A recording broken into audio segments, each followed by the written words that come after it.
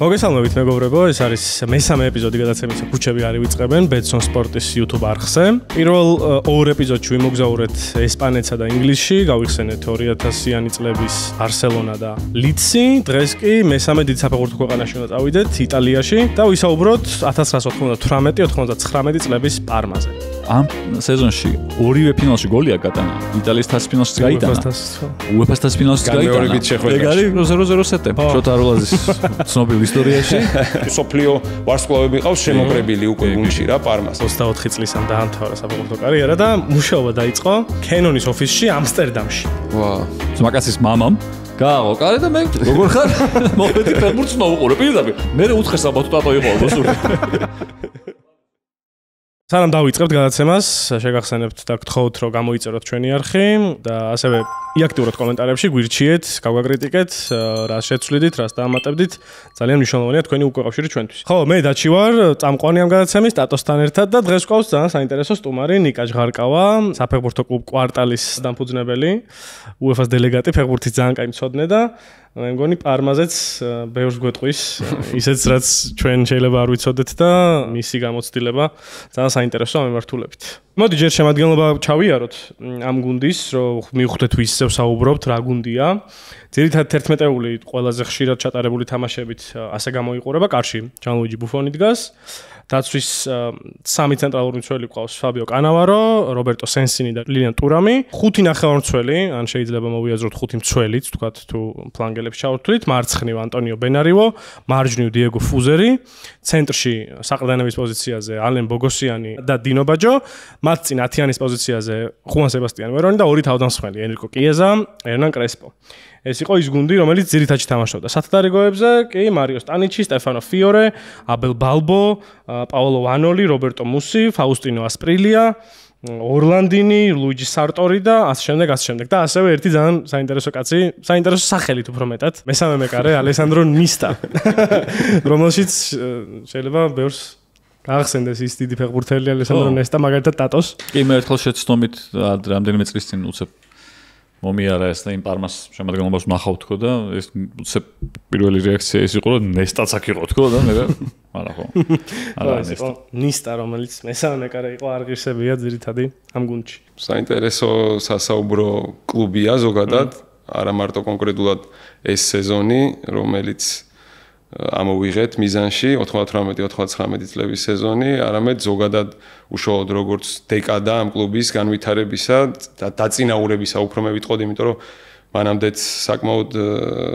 ნორმალური ზომის კლუბი იყო, თუმცა ძირითადად ქვედა დივიზიონებში ასპარეზობდა პარმა, მაგრამ აი 90-იანებიდან უკვე იწყება აღზევება და საინტერესოა ზოგადად ამ აღზევების მიმოხილვაც და მე უკვე ის თუ როგორ მოიყვანა როგორ მოვიდა ეს კლუბი ამ სეზონამდე. მცირე რეტროსპექტივა გავაკეთოთ. იმით დაიწყე რომ როგორ მოვიდაო ეს გუნდი აქამდე, მართლა ძალიან საინტერესო ისტორია, ვინც არ იცის. პარმას სერია A-ში საერთოდ ნათამაშები არ ქონდა 90 წლამდე, ანუ არა, ნათამაშები ქონდა ერთხელ. ერთხელ როდის? კი, 50-იანებში თუ 30-იანებში ძალიან ადრე. მაშინ ეტყობა სტარტზე და მაშინ სერია არ ერქვა, ხო, უმაღლესი ლიგა ერქვა. ოკეი, სერია არ ერქვა. ამიტომ ამერია გამოვიდა და გავარდა ეგრე. დივიზიონში ერთი სეზონი ქონდა ერთადერთი გატარებული, ხო. და მე იწყება 80-იანების მიწურული, სადაც ჯერ მოედანზე დაიწყო კლუბმა რაღაც უფრო მაღალი მიზნებისთვის ბრძოლა და მე უკვე მოედნის მიღმაც, იმიტომ რომ პარმალატი შემოეხიდა, ფლობელი გახდა კლუბის საკონტროლო პაკეტი. სტეფანო ტანცით, კალისტო, უფრო მაგარი სახელი. სტეფანო შვილი იყო, ხო? სტეფანო იყო შვილი, რომელმაც მერე რაღაც ხო გადაიბარა იმპერია პარმალატის, ხო, მაგრამ ოჯახი იყო, ხო. ხო, საოცარი სტარტი აქვთ დეკადის, იმიტომ რომ 92-დან 95-ის ჩათვლით, ანუ ეს 4 სეზონი, სულ რაღაცას იგებენ, ეს არის იტალიის თასი და 3 ევრო ტიტული, ანუ თასების ფლობელთა თასი, სუპერთასი და მერე UEFA-ს თასი. და ეს ამ გუნდისთვის ამ პერიოდში მინიმუმ და ეხლა შეიძლება ბევრმა იცის პარმას შესახებ წარმოუდგენელი ამბავია, იმიტომ რომ არის ერთ-ერთი რაღაც ჩრდილო იტალიური პროვინციის ცენტრიც კი არ არის, ყველა დიდი ქალაქი ბოლონია ამ ემილია რომანიას ცენტრი არის უფრო ბოლონია და პარმაში ცხოვრობს სადაც 200,000 ადამიანი და ამ კლუბს როგორც თქვით რაღაცა რამდენი წლის მერე პირველად არიან უმაღლესში, ცხადია საფეხბურთო ტრადიციაც არა აქვს. დიდი ფინანსებიც მხოლოდ ახლა მოვიდა გუნდში და უცებ ესეთი სტარტია, რომ ევროტურნირებს იგებენ. ის კი არა, რომ აქ რაღაც მარტო რაღაც სერია B და თქვა თასი. არა, უდიდეს გუნდებს უგებენ და საოცარი სტარტია. ვილაპარაკოთ, აი ამ სეზონის წინ რა ხდება? მალეზანი მოვიდა 98 წლის ზაფხულში, ანუ ამ სეზონის წინ. მის პირველი სეზონია. ფიორენტინა ყავს მარტო დიდ დონეზე გაწვრთნილი და მეხუთე ადგილზეა გასული იმის წინა სეზონში. ანუ რეალურად რაღაცა ის რომ დამტკიცებული აქვს რამე ან დიდი ტიტულებით მოდის, ასე არ არის. უბრალოდ აი ტანცის ეს რაღაცა წვრთნელების ცვლილების ამბავში. გარისკა, ცოტა გემბლი არის, მე მგონი, როგორც ხვდები და ამა გაამართლა, ძალიან გაამართლა და ამ კაცმა მოიგო 2 ტიტული ამ სეზონში და მე უკვე ის მეორე თასი რომ მოიგეს იტალიის ეს აღარ იყო, ხო, მწვრთნელი სხვა იყო. 2002-ში რომ არა, ეგ აღარ არის. ნუ ამ შოვაკ სეზონი ქონდა კაც საოცარი დუბლი შეასრულეს ტიტულების. 98 წელზე ვთქვა, ანუ სეზონი რო იწყება, ესე იგი ახალდამთავრებულია სოფლიო ჩემპიონატი 98 წლის საფრანგეთში და რა ვიცი, ბევრი ადამიანისგან გამიგია მე მაგარი ჩემპიონატი, რომ ერთ-ერთი თუ არა, საუკეთესო თუ არა, ერთ-ერთი საუკეთესო იყო. მე რაც მინახავს, ჩემი გამოსახენა საუკეთესო. იმიტომ რომ აი ვარსკვლავები და თან თამაშებიც. ნოსტალგია გერევა მან, თორე მეც მგონია ჩემთვისაც, ხო. ნოსტალგია მერევა უეჭველი. ფეხბურთის თვალსაზრისით ყველაზე უფრო. მაგრამ მე რითი ვამართლებ, იცი და ვაправებ ამ ნოსტალგიის გარდა. რო შევეშვათ სუპერ ნაკრებებს, თქვა საფრანგეთს, ბრაზილიას, არგენტინას და ასე შემდეგ. მეორე ხარისხოვანი გუნდები რო ავიღოთ, ისეთ შემადგენლობები იყო, ისეთ ფეხბურთელები თამაშობდნენ, რომ მაგის მერე რა ვიცი, ხომ არ მახსენდება მე, რომ ბულგარეთის, რუმინეთის, ან ის კოლუმბია, ხორვატია, ეგეთი შემადგენლობა ყოლოდა, იუგოსლავიას რა გუნდი ყავდა. ძალიან ძლიერი ნაკრებები იყვნენ, მეორე ხარისხოვანი ნორვეგია და შოტლანდია და შემადგენლობდნენ, იმდენ ვარსკვლავი თამაშობდა, რომ ეს აღარ არის. ნიგერია სასწაული, დანია, ორი ლაუდრუპი იყო ბოლო-ბოლო, თავისი ებესანდით და ტომას ჰელვეგებით და ასე შემდეგ. ხო, და საინტერესოა, რომ ამ პარმას აი ჩამოთვალეთ, ხო, ძირითადი შემადგენლობა.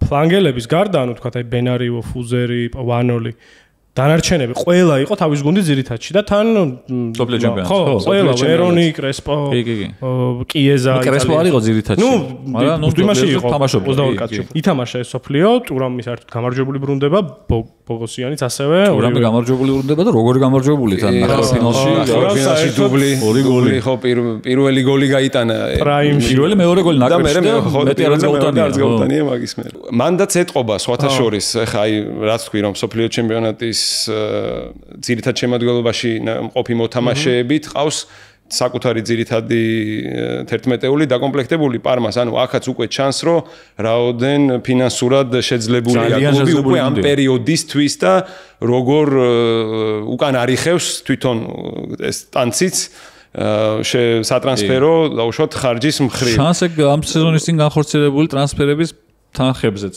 დღევანდელი გამოსახენა შეიძლება სასაცილოა, მაგრამ მაშინდელი თანხებით ძალიან საკმაოდ დიდი თანხები აქვს დახარჯული. მაგალითად ვერონის ფეხბურთელებს წავთ ნაყიდი. 17 მილიონად არის ვერონი, მოყვანილი 17 მილიონი, რა ვიცი, თულია ზეპირად დაიანგარიშო დღევანდელისთვის.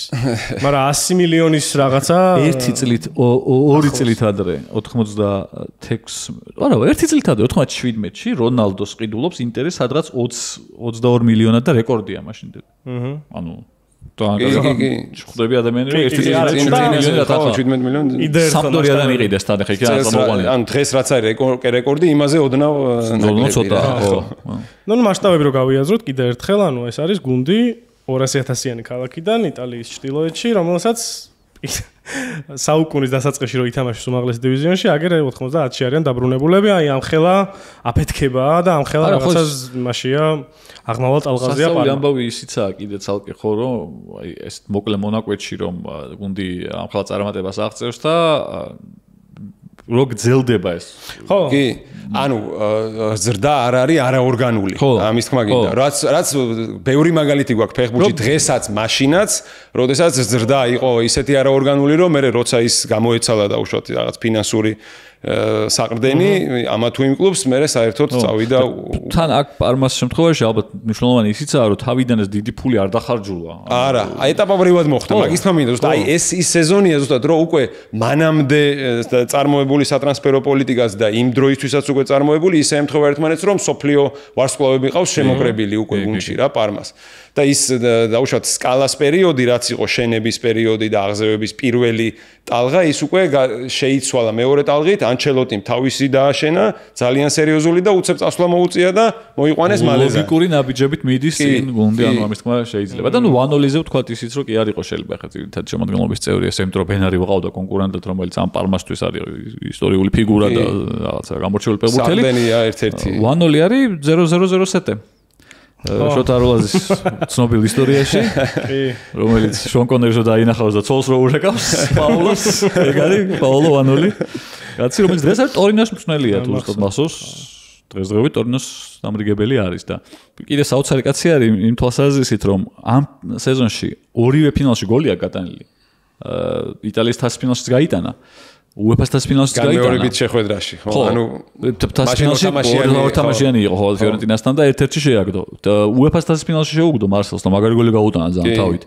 და მეორე გოლი იყო ეგ. ეხლა თან ის პარმას კი მეტი ტიტული აქვს შეიძლება და შედარებით მოგებული ამ პერიოდში მით უმეტეს ვიდრე ფიორენტინას, მაგრამ ფიორენტინას რო გაუტანა 1-0 და მე ფიორენტინაში გადადის რამდენიმე წელში და ფიორენტინა თასს რო იგებს. ხო და ფიორენტინა თასს იგებს და იქაც გააქვს გოლი. და სულ 1-0-ის გატანილი აქვს. ფიორენტინაში და პარმაში გატანილი აქვს 4 თუ 5 გოლია გატანილი და 3 აქვს ფინალებში აქედან. ანუ ძალიან ისეთი ტიპი იყო, გადამწყვეტ თამაშებში გოლებს იტანდა. სერია არის ულაპარაკოთ და უკონკურენტოთ საუკეთესო ჩემპიონატი მსოფლიოში. მათ შორის იმითაც რომ ხარისხი დიდია, მათ შორის იმითაც რომ თანხებით თქვა და აი როგორც შეიძლება დღეს ვიღაცამ თქვას რომ პრემიერ ლიგა არის თანხებით და ხარისხითაც შეიძლება რაღაცა ესპანეთი კონკურენტებოდეს, მაგრამ აი თანხებით ტურნირებზე შედეგებითაც სადაც ნუ სპორტული შედეგები თუ მინდა რომ ხო მოიშველიო, ასე შეგიძლია გაზომო. მაგალითად აი ამის დასადასტურებლად შეგვიძლია ეგ სტატისტიკა ვთქვა, რომ 92 წლიდან 98 წლის ჩათვლით ჩემპიონთა ლიგის ყველა ფინალში ერთი იტალიური გუნდი მაინც იყო, ან სამპდორია, ან მილანი, ან იუვე და 99 წლიდან 95 წლის ჩათვლით ზუსტად იგივე არის UEFA-ს თასზეც. მათ შორის პარმა გერმანიაში იყო, იქ იუვენტუსი იტალიური ფინალიც იყო. იტალიური ფინალიც იყო, რომა. ანუ რომა, ლაციო, ინტერი, მილანი, იუვენტუსი, პარმა, ფიორენტინა. არის დიდი შვიდეული. Seven Sisters of Serie A ეს ტერმინიც არის. შვიდეული მეორნაირად ეგეც ეძახიან. ხო, ნუ ზოგი ესე ზოგი. და პლუს კიდე ბოლონია, უდინეზე ვიღაცები კიდე ფოფხურობენ რაღაც, ეს შვიდეული გამორჩეულად ძლიერი გუნდები არიან და პარმას ის როცა იქ გაიხსენე UEFA-ს თასის ფინალი. ნაიმისის რო გავიხსენეთ. ნაიმის ეგ გოლი არის სიმენის თავზე გადაგდებების დასაწყისი. ხო, პირველი ის არის და ეგ რომ ეგ პერიოდი არის პირველი შემთხვევა ჩემ ცხოვრებაში, როდესაც ევროტურნირების ფინალებს ვუყურე. 94-ის ფინალები არ მახსოვს. კიდევ კარგი არ მახსოვს ბარსელონას. ჩემთვის მეორე წელია ეგ. მე მანა 94-ი მახსოვს და მე გახსენო კარგად მილანი ბარსელონა. ხო და მე პირველი იყო, პირველი ფინალები არის აიაქსი მილანი, კლუივერტის გოლი, არის ის ნაიმის გოლი, სარაგოსა არსენალი და UEFA-ს თასზე ეს ორი ფინალი პარმა იუვენტუსიდან. ნუ იქიდან გამომდინარე 95 წელია შუქი არ არის, ხან არის თამაშების ყურებაში თითქმის შეუძლებელია. მახსოვს აი ეგ ისა ფინალები UEFA-ს თასზე 95-ის, იმიტომ რომ დინო ბაჯოს და რობერტო ბაჯოს საქართველოში მაშინ ძალიან დიდი ის ქონდა გამოხმაურება ბაჯოები, იტალიური ბროლასო ძმები ეგონა და რაღაც. ანუ დინო ბაჯო ძალიან დიდი ვარსკვლავია საქართველოში ამ პერიოდში რა. და დინო ბაჯო თამაშობს პარმაში 95 წელსაც, ისე როგორც ამ დროსაც 98 წელს იყო პარმაშია, მაგრამ 95-ში იქაა. და თან იუვენტუსთან არის გადასული. კი. და ორივე თამაშში გოლს უტანს. ბაჯო, დინო ბაჯო, და მახსოვს ეგ თამაშების თასის ფინალის ორივე თამაში. თუ UEFA-ს ფინალში ორივე თამაში დინო ბაჯო უტანს წამოსული დინო ბაჯო იუვენტუს კი. და მაგით იგებენ UEFA-ს თასს პარმა, მაგით ხდება გამარჯვება. ასე რომ ესეც აი ეს პარმა ჩემთვის, შენთვის და იმ პერიოდის აი ვინც იწყებდა გულშემატკივრობას ძალიან ისეთი დიდი კვალი დატოვა რა, სულ აი იყო ფონზე, იმიტომ რომ სულ რაღაცა წარმატებას აღწევდნენ და თან აი საქართველოში მართლა რაღაცა დინო ბაჯოს მიმართ ისეთი დამოკიდებულება იყო, რომ ესეც რობერტო ბაჯოს წონაც ეხმარებოდა, ხო?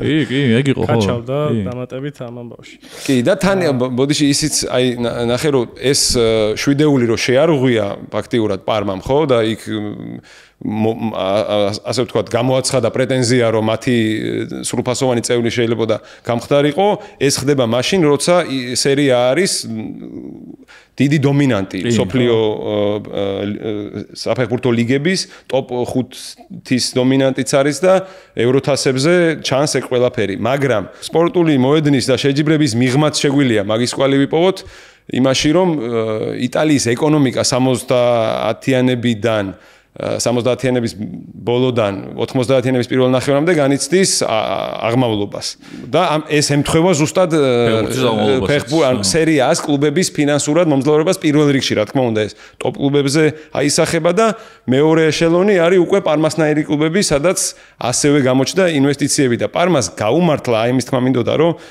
პარმალატი ერთ-ერთი უდიდესი სოფლიო ბრენდი მაშინდელი იყო იმ რეგიონიდან რა პარმას რეგიონი მაგით არის განთქმული ზუსტად რომ რძის პროდუქტები ყველი პარმეჯანი მაკედან არის და ამ კომპანიამ მიაქცია მე ყურადღება ისედაც მზარდ გუნდს თავის რეგიონში რა თორე მანამდე პარმალატი აქ ეხლა მაისურზე რეალ მადრიდის რეალს ეწერა ბოკა ხუნიორს მარსელის ოლიმპიკს მგონი ბენფიკასაც თუ არ ვწდები მარსელი მახსოვს ხო და ბოლოს მოკლედ სახშიც მიაქციეს ყურადღება და პარმა შეიძინეს და აი ამის მერე იწყება სერიოზული აღმავლობა ამ კლუბის და რატომ არის საინტერესო რატო გავამახვილებ ყურადღებას იმიტომ რომ ტოპ დივიზიონში მსოფლიოს მაშინდელ ტოპ დივიზიონში შეანგრია ფაქტიურად კარი და ტოპ 7-ში კი არა ტოპ 4-შიც მე-6 ადგილზე დაბლა არ გასულა მე-6 ადგილი ახსენე მაგას დაბლა არ გასულა და აი ზუსტად წინა სეზონი იყო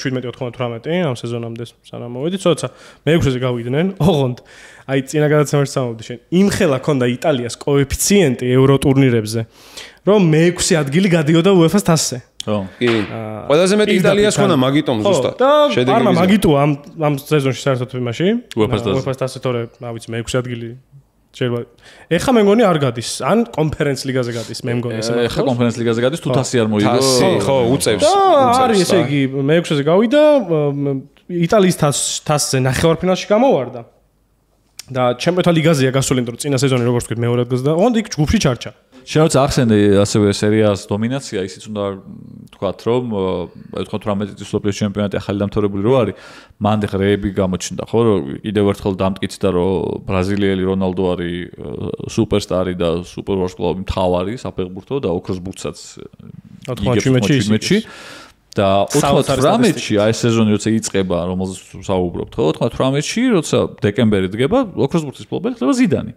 ანუ ერთი თამაშობს ინტერში, მეორე თამაშობს იუვენტუსში. ერთი წლით ადრე თუ წავალთ, კი ზამერი ხდება გამარჯვებული, მაგრამ იმის წინ ვეა. ზამერი ევროს გამო, ევრო 96-ის გამო. ანუ ბოლო 4 სეზონიდან 3 გამარჯვებული ოქროს ბურთის თამაშობს სერიაში. და რონალდოს აქვს, სიგიჟე სტატისტიკა. ლიგა რორი ამოიგო ეს თქვით და ოქროს ბურთი რონალდომ და გოლები კლუბებში, ანუ ბარსა და ინტერი. ხო. ასტრონომი. 48 გოლი, 9 პასი, ნაკრებში 16 გოლი, 11 პასი. ეს არის 97 წელი. მოიგო კოპა ამერიკა, კონფედერაციათ და ანუ სულ 64 გოლი შეაგდო, 20 პასი და ყველა რეკლამაში რონალდოა და ყველგან რონალდო. საოცრება და ეს კაცი არის ამ ლიგის თავარი სტარი. ინტერში თამაშობს და თავარი არ არის. აი გარი. ხო, მაგათი ბომბარდირი ერთ-ერთი სტარია. მანჩა სერიაში ვერ გახდა. იმიტომ რომ იქ ბატისტოტა, იქ ბირჰოფი, ზიდანი არის იქით რომელიც მე-6-ზე გადის საერთოდ მაგ სეზონში, თუ არ ვწდები, ხო, ინტერიც და იუვენტუსის 98-99-ში ხო, კატასტროფაა. ხო, იმიტომ რომ იუვენტუსისთვის უფრო მეტი აქცენტი ჩემპიონთა ლიგაზე გადაიტანეს სეზონის მიწურულს. აი ეგ ინტერი. და ვინ გამოაგდო და გამახსენე იუვენტუსი? ჩემპიონთა ლიგიდან ვინ გამოაგდო? მანჩესტერმა. ხო. ეს ორი რაღაც უნდა გაიხაროს. უბედურის ერთი პერიოდი აქ ახლა. ეგ სეზონი კიდე ნახე ხო სერიაში 98-99 წლების სეზონია და ვახსენეთ რონალდო, რომელიც თამაშობს ინტერში, ვახსენეთ ზიდანი, რომელიც თამაშობს იუვენტუსში და ეს არის ორი ფლობელი ოქროს ბურთის. 1-97-ში, 1-98-ში. ინტერი, რაც რონალდო თამაშობს მერვეზე გადის ამ სეზონში და იუვენტუსი გადის მე-7-ზე. ანუ ხო ინტერტოტოს თასზე გადის იუვენტუსი ამ სეზონში. სადაც თამაშობს ოქროს ბურთის მფლობელი ზიდანი. როგორი ვარსკვლავურია ეს ჩემპიონატი, რომ ესეთ რაღაც ხდება. გადავიდეთ მაშინელა ამ სეზონზე უშუალოდ და პარმას თამაშებზე. ზოგადი ბურთების შეფარდება რომ დავაჯამე 99 გოლი შეაგდეს ამ სეზონში 54 გაუშვეს, ანუ საკმაოდ ბევრი გოლი არის გატანილი 55 თამაში 99 გოლი საკმაოდ ბევრი გაქონდათ ამაში ცხადია მათი თავდასხმის ხაზი ეხმარებოდათ მაგრამ აი ძალიან მნიშვნელოვანია ტრანსფერები თანხები თქვით რომ აი ვერონში მაგალითად 17 მილიონია გადახდილი სხვებშიც არანაკლები ოღონდ ზოგჯერ არიძებნება ძალიან რთულია იპოვო რაღაცა ის კითხვის ნიშანია ხოლმე თანხის ველში მაგრამ მოუყვა ტრანსფერებს ასპრელია მოდის რომელიც იქამდე თამაშობდა პარმაში მე ნიუკასლში წავიდა და დაბრუნდა გუნდში უკვე ვეტერანობისკენ წასული ხო აბელ ბალბო რომელზეც ტატო იმედი მაქვს რომ რაღაცებს გვეტყვი აბელ ბალბოც ეგრევე ასევე წასულია უკვე ბოლოსკენ დანარჩენი სამი ტრანსფერიც უმნიშვნელოვანესია ბოგოსიანი და ფლანგელები ვანოლი ფუზერი მარცხენა მარჯვენა ბოგოსიანი მოდის როგორც სოფლის ჩემპიონი საფრანგეთის ნაკრებში და ფუზერი ვანოლი ორი ძალიან მნიშვნელოვანი ფეხბურთელი ასევე ამ სეზონში პარმასთვის და ვინც მაგას წყვეტდა ვინ გამოიყვანა და ვინ შეეყვანა და ვინ დამდგარიყო შემადგენლობაში იყო ეგეთი ძალიან საინტერესო კაცი და მინდა რომ რამდენიმე წუთით მაგაზეც ვისაუბროთ. ალბერტო მალეზანი, ეგეთი მწვრთნელი, რომელსაც აქ მოურინიოს გავსად კარიერას მალევე შეეშვა ფეხბურთელისას. 24 წლის ამ დაამთავრა საფეხბურთო კარიერა და მუშაობა დაიწყო კენონის ოფისში ამსტერდამში. დაიწყო მუშაობა. ამსტერდამში, როგორც ბევრი სტატია იუწყება, ძალიან ხშირად დადიოდა აიაქსის თამაშებზე. და ცდილობდა ხანდახან ვარჯიშებსაც ეყურებინა არ ვიცი ამდენად მისცემდნენ მაგის შესაძლებლობას ანუ ეს არის 80-იანები ხო? კი და იყო მოხიბლული მოკლედ აი ამ ტოტალური ფეხბურთის იდეებით და ძალიან ბევრს სწავლობდა აქედან ანუ ამ კაცს კენონში რომ მუშაობა დაიწყო მწვრთნელობა უნდოდა უკვე ანუ ეს რაღაცა ეს იყო მისი საქმე მაგრამ ასევე ჰქონდა ოცნება რომ მწვრთნელი გამختارიყო ერთ დღეს მერე მიდის კიევოში ჯერ იწყებს ბავშვთა ფეხბურთიდან იქ მწვრთნის რაღაცა 13 წლამდელებს ნელ-ნელა მოიწევს ზემოთ შემდეგ ხდება ასისტენტი და სერია C-ში C-ს იგებს კიევო პირველად და ადი სერია B-ში და მაშინ ამაში აქვს ძალიან დიდი წვლილი და უცებ ესეთი კაცი რომელიც მე მხოლოდ პროფესიონალურ ფეხბურთში უმაღლეს დონეზე ერთადერთი სეზონი აქვს ფიორენტინაში როგორც თქვით ტანცის ესე მოყავს პარმას აბარებს და რასაკეთებს ეს კაცი მისი პირველი ტრანსფერი და დიდი ტრანსფერი აი ხა ჩამოთვალეთ მაგრამ არის ვერონი და ფორმაციის გადალაგება ისევ სამწველიან ან ხუთწველიან ტაქტიკაზე, იმიტომ რომ ანჩელოტი თამაშობდა 4-4-2-ს. კი, ანჩელოტიმ შეცვალა. დაიმონდი, რომბი, რომელშიც ანუ მილანშიც როგორ თამაშობდა, ხო, კაკარო, ნათიანი იყო და გატუზო, ზეედორფი და პირლო იყვნენ უკან რაღაცა დაახლოებით ესეც თამაშობდა. და ამ კაცის ფეხბურთი საკმაოდ ახალი შინაარსით და სტილით მე მგონი საკმაოდ უჩვეულოა ყოველ შემთხვევაში კონტინენტური სხვა გუნდებისთვის. საკმაოდ ვერტიკალური სტრაფი ფეხბურთის ქადაგებელი გუნდი იყო, კარგი კონჩეტოებით და ნუ ვერონის დამატება და საყდენებიც რო აიღო, ხა ძირითადად მის თამაშობდა ხო ბაჯო და დინო ბაჯო და ბოგოსიანი. არც ერთი და არც მეორე კლასიკური ტიპიური შამშნელი არ ყოფილა. ორივე იყო საკმაოდ ბურთთან კარგად მყოფი, ტექნიკური, ანუ წარმოიდგინე გუნდი თამაშობდა ფაქტობრივად საყდენის გარეშე. რაც შეიძლება არაა გასაკვირი, იმიტომ რომ კომპენსირება ხდებოდა ძალიან მარტივად უკან ისეთი მონსტრები იყო. კი ბატონო, კი ბატონო. ბუფონი, კანავარო, ტურამი და სენსინი, რომელიც კარგი სენსინია, ანუ ის აქვს რა, უდინეზედან წამოსული. და წინაც მიდის. ეგეც მახსოვს. სენსინისაც უყარს გოლების გატანა ასევე და უდინეზეში ძალიან მაგარი იყო სენსინი, ხა ბალბოსი არ იყოს, სენსინისაც იმ გუნდში ქონდა ძალიან კარგი პერიოდი და ზოგადად ფეხბურთელია ესეც ხა ის ორი რა წარდგენა ჭირდება ხა კანავაროს და ტიურამს მაგრამ სენსინი არის მოთამაშე რომელიც წარმოიდგინე ამ ვარსკვლავებშიც კაპიტნის სამკლაურს ირგებს ხოლმე ხანდახან არის შემთხვევები რომ სენსინის გამოყავს გუნდი მოეთანზე კაპიტნის სამკლაურით ანუ ავტორიტეტია სერიოზული და ეს სამეული პლუს ბუფონი არის ნუ კედელი უკან ძალიან ძლიერი დაცვის ხაზია და მაგიტო არის რომ კომპენსირება ხდება იმისი რომ ზოგადად ბოგოსიანი დინო ბაჯო ვერონის სამეული თამაშობს რომელიც არის უფრო მომართული შეტევაზე მაინც რა და ვერონის რო გახსენდება არის ერთი შეხებით თამაში რა და რამდენიმე ჰაილაიტი რო ნახო ისეთი მომენტები არის ვერონის კარიერული რომ აი შეიძლება არაფერი არ მოყვა იმ კონკრეტულ მომენტს არც გოლი და ისა რა ქვია საგოლე პასი არ ყოფილა მაგრამ ისეთ პასაკეთებს რო ფეხბურთი როცა გიყვარს ადამიანს და ესთეტიკა ფეხბურთის აუცილებლად დააფასებ რა იმიტომ რომ ესთეტიკის თვალსაზრისით ერთ-ერთი ყველაზე ლამაზი ფეხბურთის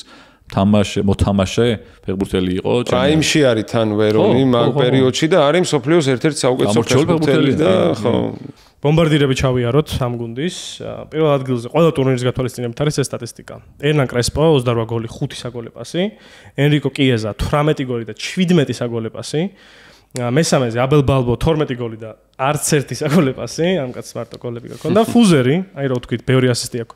7 გოლი 13 პასი. ძალიან მაგარი სტატისტიკაა. 20 საგოლე მოქმედება ამ სტატისტიკით. თანამედროვეთი მეტი იქნებოდა კიდე. და მარიო სტანიჩი 7 გოლი 2 პასი. აქვე ეს ახლა დაალაგებულია, როგორც ხვდებით, გოლების რაოდენობის მიხედვით. ოღონდ აქვე უნდა ჩაისვას ეს კაციც მიხედვით იმისა, რომ 4 გოლი აქვს. სება ვერონი 4 გოლი 14 საგოლე პასი. ანუ აი ეს არის გუნდი, რომელშიც და პრესაგოლე რამდენი ექნება, რომელსაც მაშინ არ ითვლიდნენ და საგოლე მოქმედებაში მონაწილეობა მიღებული ხო საერთოდ. ამ 3 არის, ვისაც 11 გოლი აქვს, 3-ია, ვისაც 11 ასისტი აქვს და შუაში კიდევ პატარა მიხმარებული ხალხია. ესეთი შეტევითი პოტენციალის მქონე გუნდი, რომელსაც უკან ბუფონი, კანავარო, სენსინი თუ რა მიუდგას. ნუ აი ცოტა დაუჯერებლად საშიში გუნდია. როგორი კარგი გუნდია თან ესე მაყურებლის თვალსაზრისით, იმიტომ რომ ჩვენ იგივე ლიცეც რო გავაკეთეთ გადაცემა, იქაც ვილაპარაკეთ, რომ ექუჩები არ ივიწყებენ, ის ლიცი ძალიან უხდება და ეს პარმაც ძალიან უხდება ამას, იმიტომ თან არ არის ტიტულოვანი გუნდი იმ თვალს, რომ ჩემპიონი არ გამხდარა. თუმცა ტიტულები ბევრი მოიგო ძალიან, ბევრი გუნდი იოცნებებდა და იტალიაში მათ შორის ლაციო, რომა, ფიორენტინა ეს გუნდები იოცნებებდნენ ამდენ ტიტულზე, რაც პარმა მოიგო არასრულად წელიწადში. და გარდა ამისა, ხო რა იყო მართლა, ხო აი ფეხბურთელების და სიმპათიები რო აქვს ფეხბურთელების მიმართ, ხო ახლა ინდივიდუალურად ეს რა ბუფონი, ტურამი, კანავარო, სამი უდიდესი მოთამაშე, რომელსაც კოჭებში ეტყობოდა მაშინ რისი პოტენციალი ჰქონდათ, ხო სენსინი ასევე ძალიან კარგი ფეხბურთელი, მაგრამ მე წინ წახვიდე, ხო იქაც ბენარივო თავისი ამ რაღაცა ფესვებით და კავშირით ამ გუნდთან და ლეგენდა და კაპიტანი და თან კარგი ისეთი დაბალი შემტევი ტიპის მცველი იყო, ხო? აქეთ ფუზერი, რომელიც ძალიან ტექნიკურია, ფიორე, რომელიც მე ძალიან მევასებოდა. ნაკრებშიც ხო кайხანი. ხო, ანუ ძალიან ისეთი ფეხბურთელი იყო რა, რა ქვია, სასიამოვნო საყურებელი მისი თამაში. ბოგოსიანი, დინო ბაჯო იყო მიხედვით იმისა, რომ რაღაცა გადამეტებული ყურადღება ექცეოდა საქართველოში მართლა იმ პერიოდში მას ძალიან მაღალი დონის მოთამაშე იყო და ასევე აი ღევანდელ ფეხბურთში ნაკლებად შეხვდები ეგეთ ნახევარმცველებს, ცოტა თავქარიანი ტიპის ნახევარმცველები, აი გაუთავებად აი box to box იყო.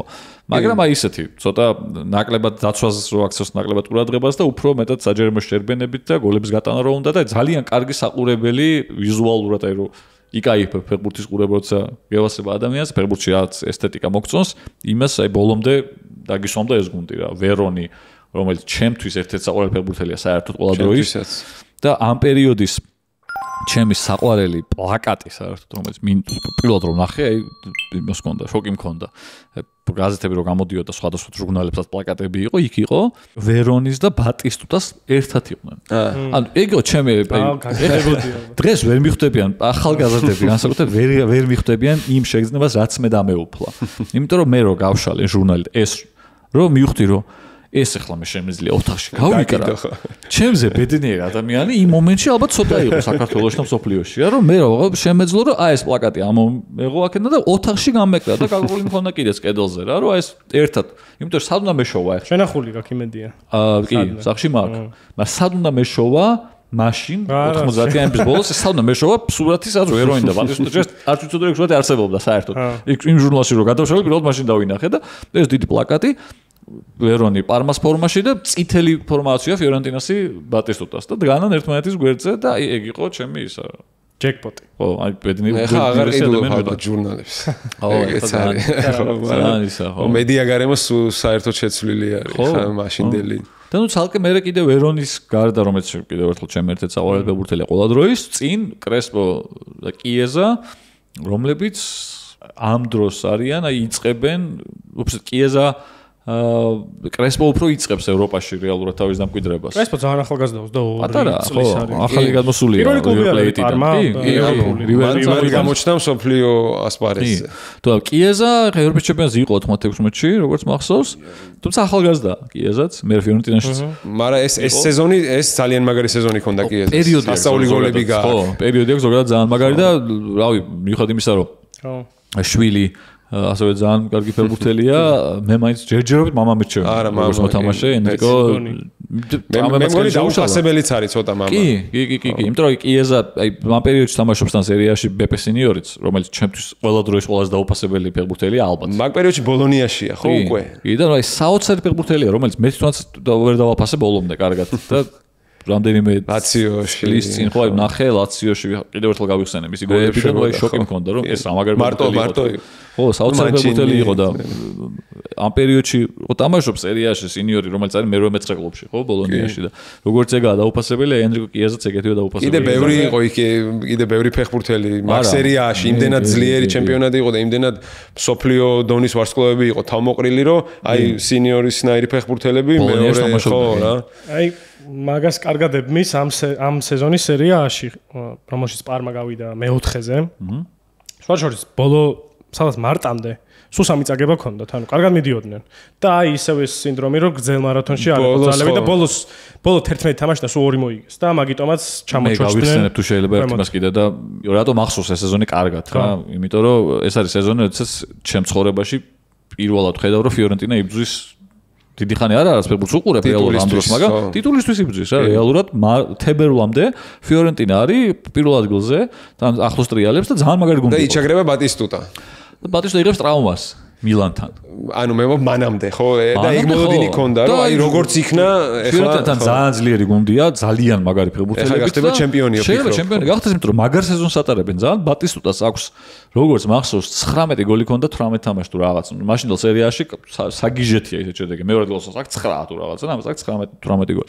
და ამ დროს მილანთან იღებს ტრავმას და მანდ ერხევა ფიორენტინას, მაგრამ ჯერ კიდევ როდესაც იბრძვის ფიორენტინა და პარმა იბრძვიან ჩემპიონობისთვის, ლაციო, მილანი 4 გუნდი იბრძვის რეალურად ტიტულისთვის და ამასობაში მოდის თამაში ფიორენტინა პარმა, უნიშნულოვანესი მატჩია და ბატისტუტა არ არის და არ არის შუქი, ასევე თბილისში და მე ძმაკაცთან სახში მივდივარ, მამა ჩემს ვეუბნები რომ მანქანა ჩაუძეთ, მანქანაში ჩავჯექით, წავედი ძმაკაცთან, იმიტომ რომ ATS-თან ცხოვრობდა და შუქი ქონდა.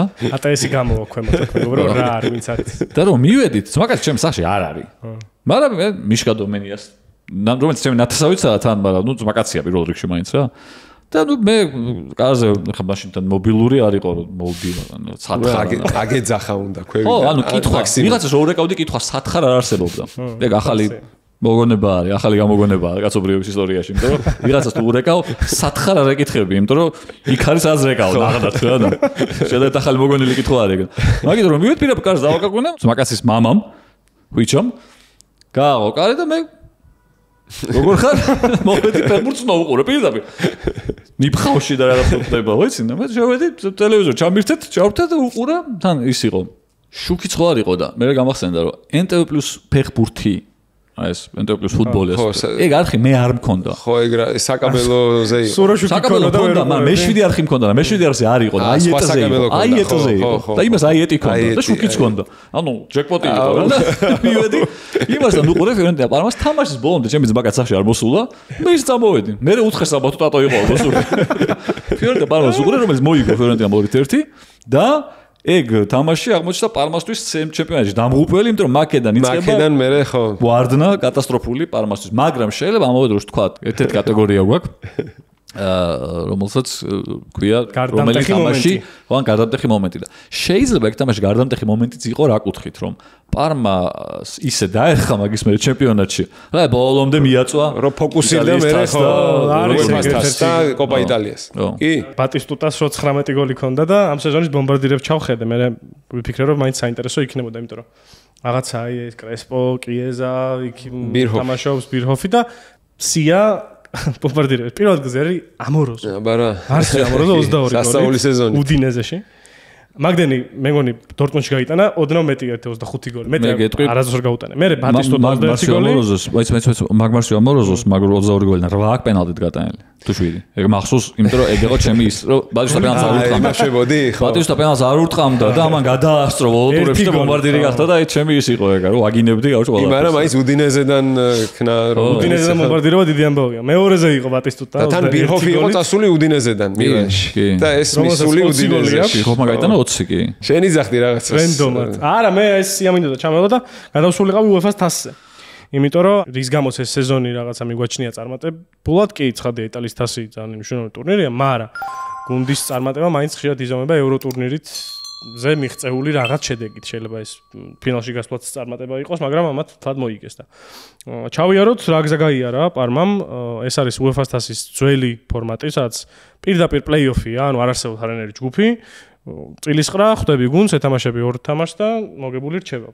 ფენერბახჩე პირველი, რომელთანაც გასვლა წააგეს გონი და ფრემორჩა თურქეთში და ბალიჩის ფენერბახჩია არ არის ცუდი გუნდი სხვათა შორის. ხო ესე იგი ფენერბახჩე. კი მე ვისლა კრაკოვი, რეინჯერსი, ბორდო, მე ატლეტიკო, ნახევარფინალი და ფინალში მარსელი.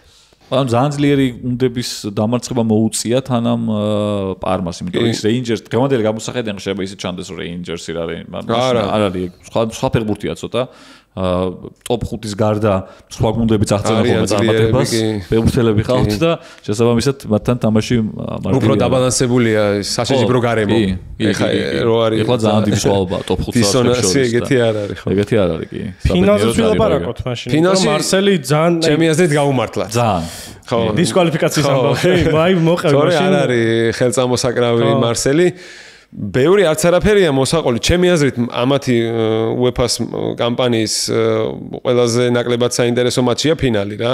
მანამდე არის მთელი საფეხბურთო ისტორიები თუ შეიძლება ამ სეზონიდან რაღაცეები მას ვქნათ პარმას თვალსაზრისით უფრო მანამდე თამაშებში არის ჩამოყალიბებული ეს გზა ლამაზად ვიდრე ფინალში კი 3-0 რაღაც თითქმის ერთ ამოსუნთქვაზე მახსოვთ ეგ თამაში უყურებდი ლუჟნიკებზე იყო NTV აჩვენებდა და თითქოს რაღაც სამხრივი მოტივაციად მოიგეს კი არანაირი ფინალური ინტრიგა მან დაარიყო და ამიტომ თქვი ბევრი არც არაფერი არის მოსაყოლი მაგ თამაშზე მარსელზე ის თქვი რომ არ არის ხელწამოსაკრავი გუნდი ფინალის შემადგენლობასაც რო ჩახედო მიუხედავად იმისა რომ 5 კაცი ეკლა და ეხ ჩამოთვლი მაინც მაგარი გორამბლანი პირესი ანუ ეს გუნდი მაგარია ოღონდ ნაკლებად რავანელი დიუგარი ლუჩინი და ანუ საყრდენი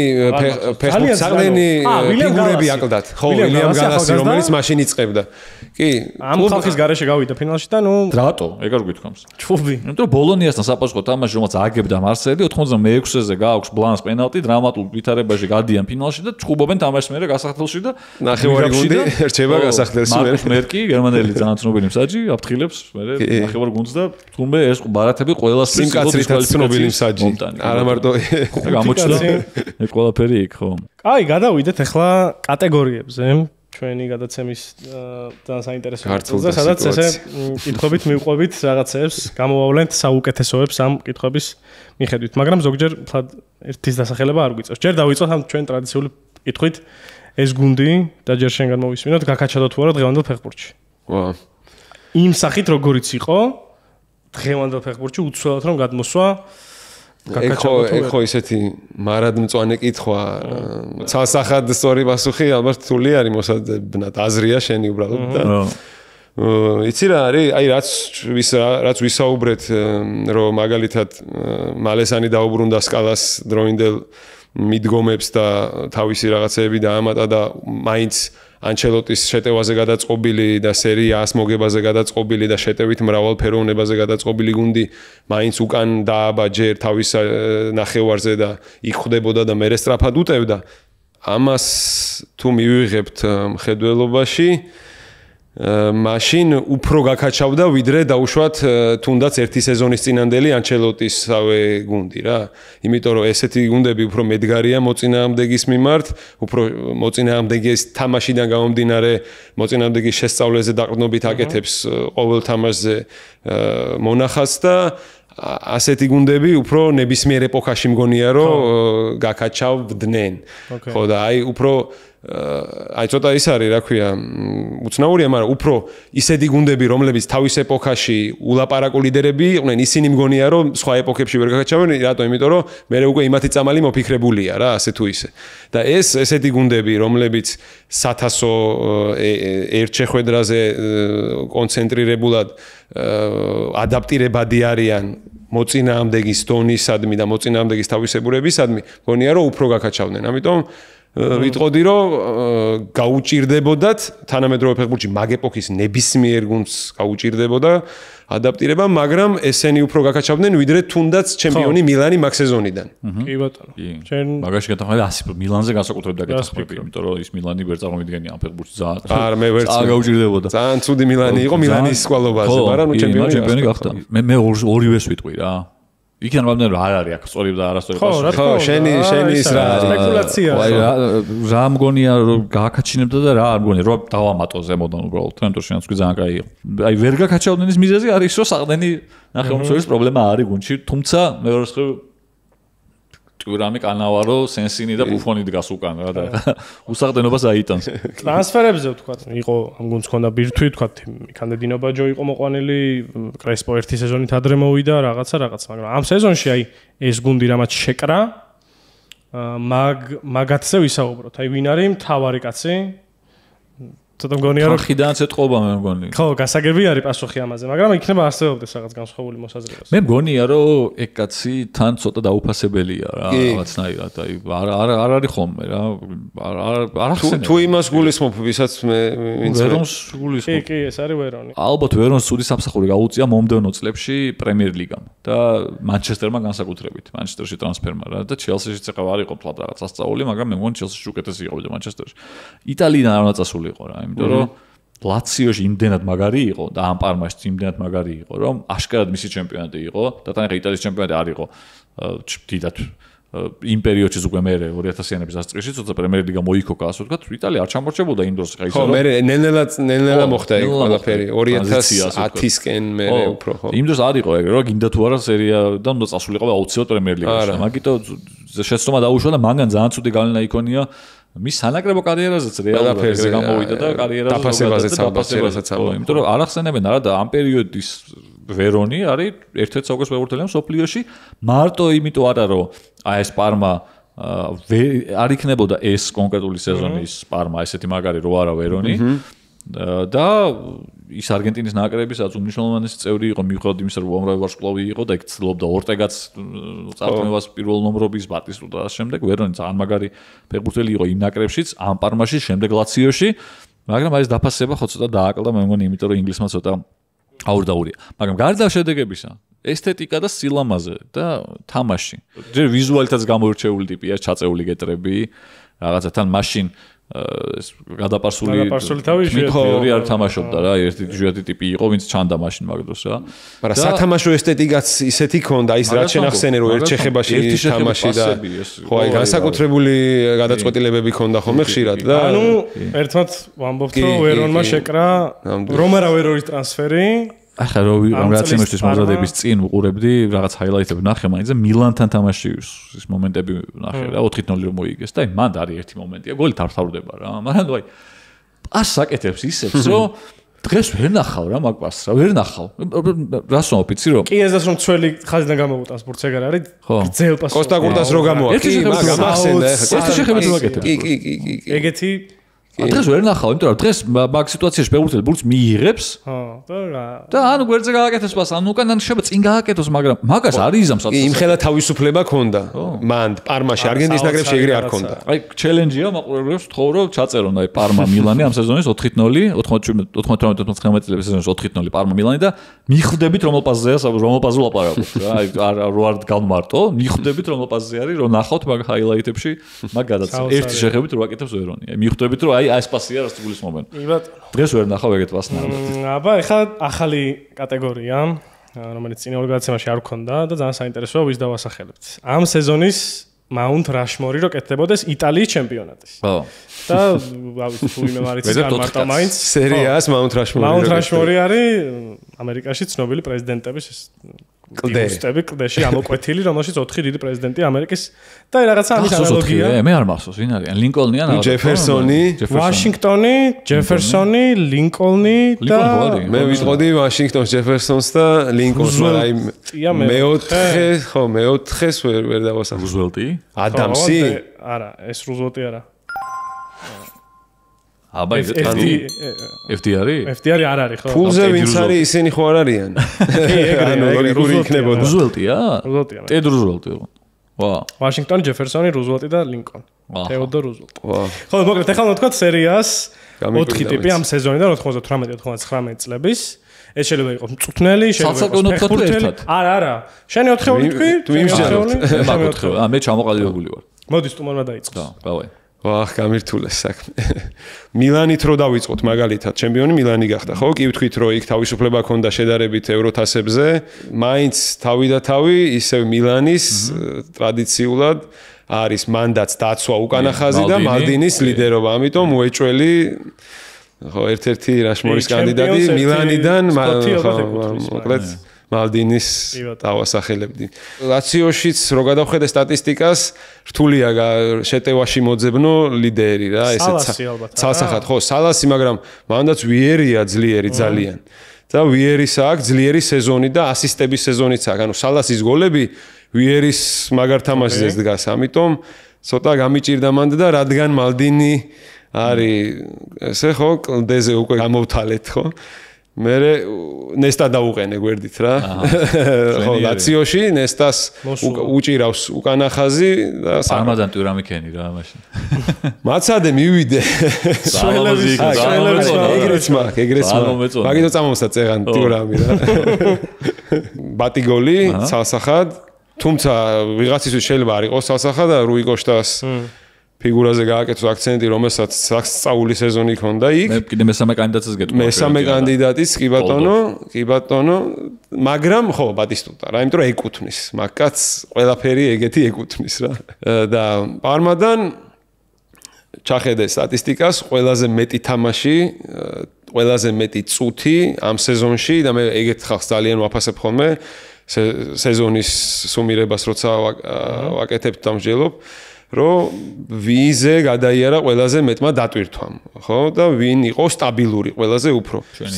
სასტოენიდან სასტოენამდე მთელი სეზონი ყველა ტურნირი, სერია, კოპა იტალია, UEFA-ს თასი, ყველაფერი თავიდან ბოლომდე ითამაშა და ხო, ეგ არის ჩემი კანდიდატი. მე ცოტა უცნაურ Mount Rushmore-ს დავაყენებ. აბა honorable mentions-ად შემოგთავაზებთ. კლდის გვერდით პატარა ეს თაზე. პატარა ისი გორაკი. ბირხოფი უნდა ვთქვა მილანიდან მე მაინც, იმიტომ რომ ეგ კაცი ბომბარდირი გახდა წინა სეზონში უდინეზეში სერიასი და სერიას ბომბარდირი გახდა უდინეზეში გადადის მილანში და იქ 20 გოლს იტანს და კინაღა ბომბარდირი ხდება და ჩემპიონი ხდება მილანი, რომელიც არ არის ყველაზე სამბეჭდავი მილანი ნაღადად ბოლო წლების და ბოლო პერიოდის, მაგრამ ჩემპიონი გახდა ფაქტია. პრაგმატული გუნდია. მეორე კაცად უნდა დავაყენო ბატისტუტა, უეჭველი, იმიტომ რომ ამ სეზონის ერთ-ერთი ჰაილაიტი მიუხედავად იმისა, რომ პარმაზია ეს გადაცემა იტალიის ჩემპიონატის ერთ-ერთი ჰაილაიტი იყო ფიორენტინა და მისი თამაშები და ის თუ როგორ თამაშობდა ეს გუნდი ბატისტოს გვერდზე მანდ რუი კოშტა ჩემთვის პირადად, იმიტომ რომ კიდევ ერთხელ ფიორენტინას ცუდი დასასრულის მიუხედავად ეს სეზონი არის გამორჩეული ჩემთვის ფიორენტინას გამო, ბატისტოს გოლებს ხელს უწყობდა რუი კოშტას საოცარი საგოლე პასები და არანორმალურად მაგარი ფეხბურთელი იყო და დაუფასებულ ფეხბურთელებს ვსულაფარებ. ერთ-ერთი არის მაგათი ერთ-ერთი თავარი დაუფასებელი.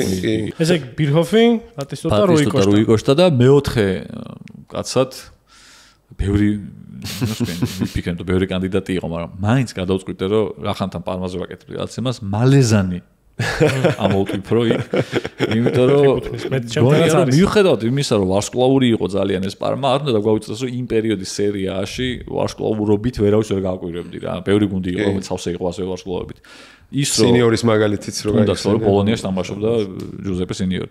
ის რომ ეს გუნდი ჩემპიონატში 24-25 ტურამდე იბრძოდა ტიტულისთვის. ის რომ UEFA-ს თასზე ძალიან მაგარი გუნდები გადაყარა კიტაკეთ და ის რომ მე იტალიის თასიც მოიგო. კოპა იტალიაც რო დააყოლა. არის მალეზანის დამსახურება. კაცი რომელიც პირველ სეზონს ატარებდა ამ გუნდში, მივიდა და კი არ ჩააგდო სეზონი, რაც შეიძლება და ყოფილიყო მოლოდინი რა, იმიტომ რომ ელოდები რომ რაღაცა ამ წარმატების მე რომელსაც პატარა კლუბი რეალურად ხო რომელსაც უტიტულო კლუბი რომელიც უცებ ბევრ ტიტულებს მოიგებს მე ელოდები რომ შეიძლება სადაც ახლა უნდა დაეწყოს ჩაბანა მაგრამ არა ლოგიკური გაგრძელება მოყვა შედარებით გამოუცდელი ტიპი რომელსაც ბევრი არ უმუშავია განსაკუთრებით ხო ფიორენტინაში იყო როგორც ახსენდა კარგი სეზონი ჩაატარა იქ მოდის პარმაში სადაც სავსეა გუნდი იმ ფეხბურთელებით რომლებისგან წარმატებას ელიან არ არის მარტივი გაუმკლავდე ამ ზეწოლას და სტრესს მართო ურთულეს და პრეზიდენტი არანორმალური ნუ გიჟი თან მე რომელიც კიდე 1000 სკანდალში გაეხვა და ციხეში წიზდა და შემდეგ და 42 მილიონი დახარჯეს ზაფხულში, რაც არ არის პატარა თანხა იმ პერიოდისთვის, ძალიან დიდი თანხაა და დიდი ზეწოლაა. და ეს კაცი ამ თავისთვის პირველ სეზონში პარმას ხელმძღვანელად ძალიან კარგად უმკლავდება ამ ყველაფერს. ორი ტიტული პარმასთვის ერთ სეზონში მიუხედავად იმისა, რომ ტიტულოვანი პერიოდი და დეკადა ქონდა, მაინც ერთ სეზონში ორი ტიტული არ არის ხშირი ამბავი ამ პერიოდში ამ გუნდისთვის და მაგიტო ერთ-ერთი წარმატებული, ერთ-ერთი ტიპი რომელსაც წარმატება განაპირობა ამ გუნდის მალეზანია ნაღდად და მაგიტო ამოვტვიფრავდი და Mount Rushmore-ის გვერდით honorable mention-ში ეს კაცი ნოვახსენებ და ძალიან დიდი ფიგურაა და ამ სეზონში იყო ფიორენტინას წვნელი ჯოვანი ტრაპატონი. დიდი კაცი. ხო, ანუ წნელებზე წახვი მე ხა წნელებზე არ მიფიქრია სიმართლე გითხრა, მაგრამ ვიხარ იფსო ზაკერონი მილანი გააჩემპიონებული ტრაპატონია ეგ. კი და ეს არის ბოლოსკენ გასული ტრაპატონი, მაგრამ აი ისევ და ისევ პატივსაცემი დამსახურებული ხო და აი ეს პირველი აი სექტემბრიდან იანვრამდე პერიოდი რა პერიოდშიც ფიორენტინა ასეთ სეზონს ატარებს თამაშს ფაქტობრივად არ აგებს და პირველ ადგილზეა და ძალიან მაგარი გუნდია და მაგარ ფეხბურთს თამაშობს და ეს ფლორენციის რაღაცა რომანტიზმი და სენტიმენტები შემოსული აქტიურად ამ ყველაფერში ტრაპატონის დამსახურებაც არის მათ შორის პრინციპში დაახლოებით ეგრე წავედი რომ რაღაცა თითო გუნდიდან თითო ამომეყვანა მილანს თავი დავანებე იმიტომ რომ რაღაცებს რომ გადავხედე ამ მილანის ეს კი ბიროფ შეგლე დააყენო მაგრამ ძალიან ძნელი ერთი კაც გამორჩევა რა აი შენ ცოტა იჩიტერია მალდინი ძალიან მარტივია მეც ვიჩიტერე იმიტომ რომ ხომ ბომბარდირი გუნდის დავა რაც საერთო გვაქვს არის ცხადია ბატისტუტა მალეზანი მეც გონია რომ კაც ეკუთვნის იქ ადგილი და ორი თქვენგან განსხვავებული ის მაგდა მაგრამ ერთი გონია რომ ლაციოდან ვიღაცა უნდა ყოფილიყო შენი არ იყოს და ოღონდ ეს გონია რომ არ უნდა იყოს ფეხბურთელი და ლოტიტო დავასახელე სვენგორ ერიქსონი წვნელი რომელიც ესე იგი ვისაც შეიძლება არ ახსოვდეს ლაციო ამ წელს იგებს თასების ფლობელთა თასს ანუ ევროტურნირი მოიგო კაცმა და ტურნირების რაოდენობა ერთი ქულით წააგო კი მოყავი აგერ ისტორია როგორ წააგო ანუ ამ გუნდმა იარა ბოლომდე ჩემპიონატშიც და აგერ ევროპაშიც და იქიდან გამომდინარე ზუსტად რომ აი რაღაცა სალასი 14 გოლი ქონდა მე მგონი გატანილი ყველა ტურნირზე რაც არ არის ხა ძალიან დიდი მაჩვენებელი რა თავდასხმელისთვის გადავწყვიტე რომ უფრო აი წვნელის კვოტით შემეყვანა ერიქსონი ბატისტუტა მეორე მალეზანი ერიქსონი და მეოთხე რომელიც არც ეს არ გიხსენებიათ აბა ეს არის ენრიკო კიეზა ხო რომელმაც და ვარიანტი კი ბატონო 18 გოლი 17 საგოლე პასი კი ნუ აი და საოცარი მაჩვენებელი სილამაზითაც და იმით რა ქვია საფეხბურთო თვალსაზრისითაც ჩემი ფავორიტი ფეხბურთელი ერთ-ერთი იმ პერიოდის იმიტომ რომ მე ფიორენტინაში რო გადავიდა აი ბატისტუტასთან ერთად ერთი სეზონი მოასწრო სანამ და ასევე მე აქ ერთი რაღაცა ის მაგ მიკერძოებაც რომ მე ძალიან მიყვარს ზოგადად ორ თავდამსხმელიანი ფორმაციები რომელშიც და ამ ორ თავდამსხმელში მოთამაშე ოდნავ უკინდან მოთამაშე თავდამსხმელები იმიტომ რომ გონია რომ მაგ გუნდს აი მაგ ეხლა იქ ვერონია და ვერონი შეძლებდა ალბათ რაღაც იპოვი და კრესპოს სადმე მაგრამ აი რაც კიეზა იყო ამ გუნდში ეგ არის ხოლმე რაც ამ გუნდს ალამაზე და ათამაშებს რა ყველა გუნდი ეგრე არის ორი დაფიქრე ხა ამ გუნდის მანუ ჯინობილი რაღაცა სუპერ შემცვლელი სუპერ რაღაცა მე-6 კაცი კალათბურთში ან აქედან სუპერ დანამატი დამატება ვინ არის მე მყავს ერთი და მე კანდიდატი დავახელებ სამ ნომინაციას ეს არის სუპტა სტატისტიკური თვალსაზრისით მან გამოკვეთილია ერთი მაინც მითქვი ფიორეს სიტყვი ალბათ შეიძლება მაგრამ აი რაოდენობრივად ვინ შემოდიოდა ყველაზე ხშირად შეცვლებზე ეს არის ძალიან ადამიანი პირველი აბელ ბალბო ცხადია მეორე ეს არის სტეფანო ფიორე და მესამე მარიო სტანიჩი ეგ არის ჩემი კანდიდატი აბელ ბალბო 23 ჯერ შემოვიდა 20 ჯერ ჩემი კანდიდატი ფიორე და სტანიჩი 14 ჯერ შემოვიდა კიდე არიან იქ მაგრამ მაინც აი ეგ ფილინგი ქონდა ამ კაცს რომ ეს იყო სადღაც იქ ბენჩზე მჯდარი ტიპი რომელიც ჯოკერია და 14 ჯერ შემოვიდა 7 გოლი გაიტანა. აქედან 3 აქ გატანილი ცვლილებაზე შემოსულს და 4 ძირითადად დაიწყო თამაში მაშინ, მაგრამ ის ყველა გოლი თითქმის აი ბალბოს გოლები ვახსენე რომ ჯამში 12 გოლი გაიტანა ამ სეზონში და არც მახსოვს აი ხა კრესპოს გოლი ხუსლით მილანთან 4-0-ზე მახსოვს ხა მაგალითად. მაგრამ აი ბალბოს გოლი არც ერთი არ მახსოვს სეზონიდან საერთოდ როგორც მე გადავხედე ყველა გაიტანა რაღაც უმნიშვნელოვან თამაშებში უმნიშვნელოვან გოლები იყო და სტანიჩის გოლები ძალიან მნიშვნელოვანი გოლები იყო ზოგი თამაში მოაგებინა. თან ყველა გაიტანა სერიაში. ეს 7 გოლი რომელიც გაიტანა ძალიან რამდენიმე მაგ გოლებიდან ძალიან მნიშვნელოვანი იყო. არ გაუტანია აი 6-3-ზე მე-7 მე-6 გოლი არ გაუტანია რა. ჩენი პიკიც სტანიჩი იქნებოდა ამ სამიდან ან ვინმე სხვა ხო არ არის არა სტანიჩი არის მაგრამ ვანოლიცაც ფიქრობდი რატომ იმიტომ რომ ორ მთავარ თამაშში შეასრულა ეგ როლი რასაც ვასახელებთ რომ კოპა იტალიაზე განმეორებით მატჩში შეაგდო და UEFA-ს თასის ფინალში შეაგდო მეორე გოლი რომელმაც ნუ დაამთავრა იქ უკვე თამაში. თან ძალიან კაი გოლი გააკეთა. რომელია ამ სეზონის გარდამტეხი მომენტი? სამ ნომინაციას ვიტყვი და ვირჩევით. და იქ კიდე ორ და დარჩები მყარად მაგ პოზიციაზე. არა, მოგისმენ ჯერ აბა შენ. არა, ნუ ერთ-ერთი ცხადია ეგ არის. ფიორენტინასთან მარცხი. მაგის მე მოიგეს. ხო, და მე წავიდნენ. იმის მე წააგეს ყველაფერი. მოგეთ ერთი არის ფიორენტინასთან მარცხი. სერიაში მარტში. მეორე ნომინაცია არის ბორდოსთან კამბექი, იმიტომ რომ ეს არის ერთადერთი თამაში UEFA-ს თასზე, რომელიც პირველი თამაში წააგეს, ანუ საფრანგეთთან ჩამოვიდნენ წაგებულები 2-1 წააგეს, კი აქ გასვლაზე გოლი არის ჯერ კიდე და 1 გოლი, ანუ 1-0-ზე გადიან, მაგრამ მაინც წაგებულები არის. და ბორდოსთან ეს კამბექი, ანუ 6-0 პარმაში. და მესამე ვარიანტი არის იუვენტუსთან გასვლაზე მოგებული 4-2. ხო, მაგის გარდა კიდე არის მე მგონი დიდი ანგარიშით ერთიც კიდე რო გამოვყოთ მილანთან, ხო. 4-0. მაგას ამბობდი? არა, ეგ არის. წინაზე გავიხსენე.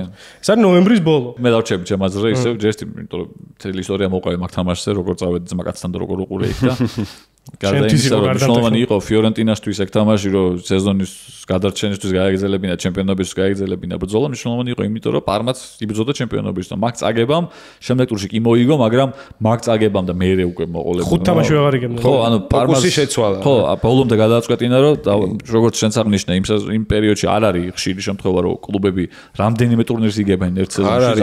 მან იწყება პირველი სეზონია ეგ. მანჩესტერით იწყება. მანჩესტერი, სტრებლი და მე ლივერპულმა რომ მოიგო თასები და UEFA-ს თასი, ხო? ეგეც იშვიათი შემთხვევაა. უკვე იზრდება გუნდში მოთამაშეების სხვა ესა CD-ზე, სხვა depth-ს რო ეძახიან. 26 კაცი უკვე თამაშობს. მინიმუმია უკვე და ხო, მაშინ არის. პარმა არის ერთ-ერთი ისეთი გუნდი, რომელმაც მოახერხა და ორი ტიტული მოიგო და ერთ-ერთი მიზეზი ალბათ ჩემი მოსახედიდან ისიცაა, რომ სერია A-ში შანსი დაკარგეს. და ჩათვალეს, რომ დავაი აბა ხა წავედით იქით ვიბრძოლოთ. მეც დავრჩები დატოს. კი, მეც კეთახვევით. ერთი თამაში ამ სეზონიდან, რომელსაც დაესწრებოდი. ანუ აქ ალბათ ისეთი თამაში ყავს თქოს მე ეს უფრო მესმის ფანის გადმოსახედიდან, რომელიც ყურება უფრო გამისწორდებოდა მეთქი. მე ფიორენტინა პარმას თამაშს ვიტყვის. არა, თავი თქვა ბატისო და არ არის თან, არ მინდა მაგის. მე ვიტყვი მილანთან 4-0 მაგალითად. ხო. იმიტომ რომ next best thing ჩემთვის იქნებოდა ის, რომ ვერონის და კრესპოს კაკ თამაშს ნახავდი თან. და კრესპომ ჰეტრიკი შეაგდო მაგ თამაშში. ჰეტრიკი შეაგდო და ის გოლი, რომელიც ქუსლით გაიტანა, მახსოვს, ანუ ეგ გოლი ლაივში ეგ თამაში არ მინახავს, მაგრამ ეგ გოლი იმ პერიოდიდან მახსოვს რა, ძალიან აუცილებლად მეც, იმიტომ რომ ჯერ ერთი სერია A-ს დავესწრებოდი და არა UEFA-ს და საკოპა იტალიას და სერიაიდან მაგ თამაშს, იმიტომ რომ სახლის თამაშია და თავარ მოწინააღმდეგესთან, ჩემპიონის ლიდერთან, კი არა და მე გამარჯვებულთან იმარჯვებენ და ხო აი. ეგეც აიშვიათი შემთხვევაა, რომ იმ პერიოდში სერიაში ჩემპიონი გახდა გუნდი, რომელიც 4-0 რო წააგო, 4 ბურთი რო გაუშვა. ნუ კაი, ერთ კანდიდატს დავასახელებდი კიდე დასწრების თვალსაზრისით მე ოღონდ. ფიორენტინა პარმა მართლა ოღონდ თასის ფინალი. მაგრამ წააგეს. მეორე ვერსია იქონდა ოღონდ 2-2 მე. ხო, საპასუხო ბარტემეო ფრანკიზე ფლორენციაში. და აი აქ შემოვიყვან ბორდოსთან თამაშს, იმიტომ რომ კიეზას დუბლი, კრესპოს დუბლი, სენსინის გოლი გააკეთა, აბელ ბამბოს 99-ზე პენალი 6-0-ს არგენტინელების ისაა რა, ზეიმია. და აი რავთან ამის ჰაილაითებსაც რო უყურებ, ძალიან მაგარი თამაშია და უბრალოდ სიამოვნებისთვის. და ბორდოს კაი გუნდია ძალიან, ხო, მაგ სეზონში ძალიან კაი ბორდოა. ჩემპიონიც ხდა როგორც აღნიშნე შენ. კი ბატონო. ამ გუნდს რო ყოლოდა 98-99 წლების პარმას ედგარ დავიც. ერთ-ერთი შენ იმას კარგად აგრძელებს ეს გუნდი ვერ გაკაჩავდა, იყო საყდენი არ ყავდა თქო და ბოგოსიანი, რომელიც ძალიან მაგარი ფეხბურთელი იყო, რო ამოაგდო აქედან დავიცი ჭასვა, ეს გუნდი მოიგებდა სერია A-საც. ანუ ბოგოსიანი, დინო ბაჯო იყვნენ ორივე 8 ნომრები. და მე ვერონი 10 და 6-იანი არ ყავდათ რა და ეგ არის ზუსტად დავიცი. საყრდენის თვალსაზრისით მაგაზე ნაფიქრი არ მქონდა. ერთ-ერთი რატომაც მეც იგივე აზრი მქონდა, რომ კი გამოადგებოდა. იყო აი ეს ინტენსივობის არგუმენტი, რომ და ენერგიის რომ დაიწვნენ. ეხლა დავიცის მე ვერ წარმოვიდგენ სადმე გადაიწვას ზოგადად. ამით უმეტეს ეხლა დავიცი რო გუნდში ყავს და როტაციაში პლუს 1 მოთამაშე, ვინც არ უნდა იყოს ზოგადად, მაგრამ თან როცა დავიცია, ეგ ძალიან წაადგებოდა ჩემი აზრით და მართლა შეიძლება ის ბოლო საშინელი 2 თვე რაც ჰქონდათ. კი ზუსტად რესურსი სადაც დააკლდა ზუსტად იქ 50 პლუსაა მე მგონია თბილისში არ დაღლილა ეხლა არ გაჩერებული კი საოცარი ეგეთი ფეხბურთელია ეგ სულ ეგეთი კი ცხოვრობს რომ მოკდება ცოტა ხანი კიდე კიდე ირბენ იმუშავებს კი ცოტა ხანი არ მოკდება რომ მოკდება ცოტა ხანი არ მოკდება ხელოვნების კროსოვერი ფეხბურთი ხელოვნების დარგში ამ გუნზე რო ფილმს იღებდნენ რეჟისორი ვინ იქნებოდა ან რახან მე ჩემი პასუხი ამ კითხვაზე არის ფილმის სახით და არა მაინც და მაინც რეჟისორის. კითხვა შევცვლი რომ თქვი, შენ ფილმი თქვი და მე რეჟისორი. ამ გუნდზე რომ ფილმს იღებდნენ რომელი ფილმი იქნებოდა ან რეჟისორი ვინ იქნებოდა? კაი, ფილმი რომელი იქნებოდა? მე კითხო. დაჩი. შენი აზრი. ამ გუნდზე რომ ფილმს იღებდნენ რომელი ფილმი იქნებოდა? მე ნახი გაქვთ ყველას ფილმი Moneyball. ხო. კი. Brad Pitt-ი, Jonah Hill-ი, ბეისბოლზე. აჰა. რომელშიც Oakland Athletics-ი არის საუბარი. კი, მაგრამ მაიცა, მან შეგეცინამდე გედალიდან, რომელიც რაღაცა საინტერესო მეთოდით მწვრთნელისა და მენეჯერების მიერ დიდ გზაზე მიდის. საბოლოოდ ვერ იგებს World Series ესე ქვია, ხო? იმაში რა ქვია, ბეისბოლში ამერიკაში. მაგრამ ნუ პარმაი რაღაცებს იგებს, მაგრამ აი თქვა სერიას ვერ იგებს, ამიტომ პარალელოდ. და შემდეგ უკვე ეს მეთოდი ინერგებას ხო ბოსტონში მიდის მე მგონი და იქ იგებს ბოსტონი იგებს ტიტულს რომელიც სხვადასხვა ბოსტონი ტიტულს იგებს ეგეთი ამას სერიაში არ მომხდარა იმიტომ რომ მაგის არა პრინციპში ლაციო რომ მოიგებს არა რას გულისხმობ იცი ბოსტონი რო ჩემპიონი გახდა ბოსტონის ეგ ჩემპიონობა არ ვიცი გახსოვთ თუ არა ლოსტში თავარ პერსონაჟს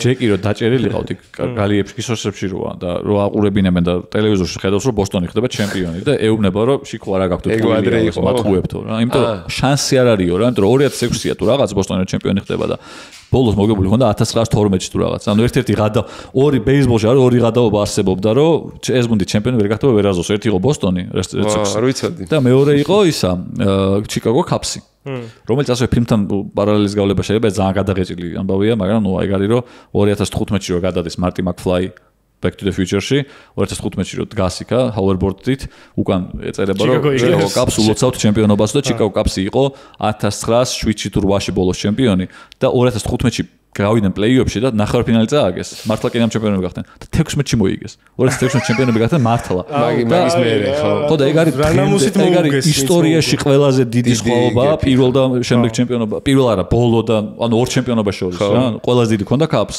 და მაგნამდე ყველაზე დიდი არის ბოსტონის რომელმაც მოიგო იმიტომ რომ მანიბოლის პრინციპი გადაიღეს იმიდან ოკლენდიდან ხო და კი ბატონო რომელიც მაგრამ შეგედავები რაში იცი აქ ბევრი ახალგაზრდა ფეხბურთელი იყო და იქ არა კი მაგრამ აი ეხა იდეალური პარალელი ვერც მოიძებნებოდა მაგრამ ის რომ ის მეთოდი მე წარმატებული გამოდგა ჩემთვის რაღაცნაირად შეიძლება გავაправო როგორც ვილაპარაკეთ გადაცემის განმავლობაში რომ აქ შეიძლება არ იყვნენ ვარსკვლავები მაგრამ მე ყველას ტარი გახდა ყველა და ყველა რაღაც გააკეთა რა. ფილმი ვისია გახსოვს? ბენეტ მილერი არის ეგეთი Fox Catcher-ი არის მისი. მეორე ცნობილი ფილმი. ოკეი.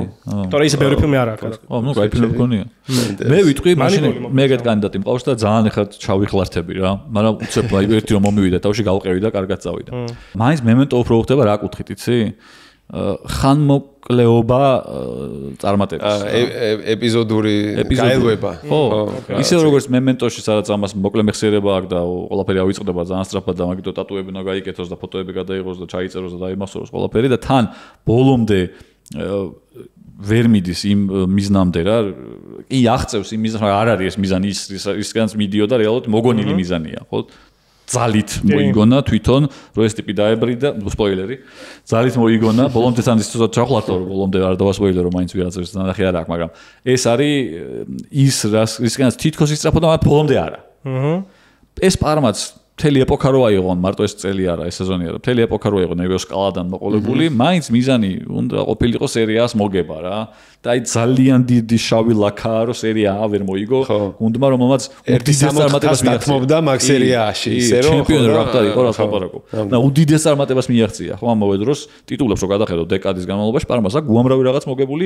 რომელსაც ბევრი გუნდი ინატრებდა მაგრამ ჩემპიონი რო ვერ გახდა ამდენი წარმატების ბევრი ტოპ გუნდი ინატრებდა იმ დეკადაში ისეთი რაღაცები განცესაც აქვს რა თქვა თად პირდაპირ ეგრე არა აქვს რა თქვა მაგრამ ანჩელოტის გაშვების ერთ-ერთ მიზეზად ასახელებს რომ ეგო მოსაგებად არ თამაშობდაო უფრო ანუ სანახაობას გვთავაზობდაო და აი ამ კაცს უნდა და შედეგი რა უნდა და რაღაცა კონკრეტული მიზნები ქონდა და შედეგი როგორც მემენტოში მოიგო ესე იგი სერია უნდა და როგორც მემენტოში შედეგი დღება ანუ ეს მიზანს რისკანს მიისწრაფის მთელი ფილმი იმ მიზანს მაგრამ არ არის მაგრამ რეალურად ეს არ არის ის რასაც ოკეი რაც უნდა დომებოდა ამ ტიპს რა და აქაც იგივეა სერია უნდათ რეალურად ყველაფერი კეთდებოდა ამისთვის მას სხვა რაღაცეები შერჩად. მე ორი ვერსია მაქვს, ერთი ჩემი და მეორე ChatGPT-ის. რომელსაც მკითხე ვერ მოვითმინე რა, რატო იცი რომ კაიხანი ვფიქრობდით ჩემი ვერსიაზე და ჩემი ვერსია არის ძალიან ჩემ ნაჭუჭში ჩაკეტილობა, ხო? რაც მინახავს იქიდან, ერთი ამომიტივტივდა, ეგრევე ეს იყო Warriors-ი, ჰოლივუდური ფილმი 80-იანების. ხო? Warriors-ი? ხო.